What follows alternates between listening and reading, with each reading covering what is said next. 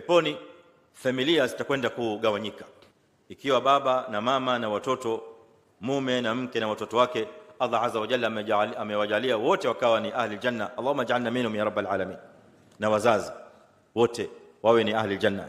Lakini kutakuwa kule peponi kadhalika kuna mushkili mwingine au kuna tatizo lingine, ya kwamba wale watu wa familia moja kule peponi wamefarakiana, kwamba mume pengine yuko daraja hii, mkewe labda yuko daraja ya juu yake peponi, watoto pengine wako chini, au mmoja katika watoto yuko daraja ya juu kushinda wazazi wake, wa hakadha. Sasa kadhalika itakuja shafaa ili hawa watu wa familia moja wote, usra peponi, wote wende wakapandishwa daraja moja, na daraja watakaopandishwa ni daraja ya yule aliye juu kabisa.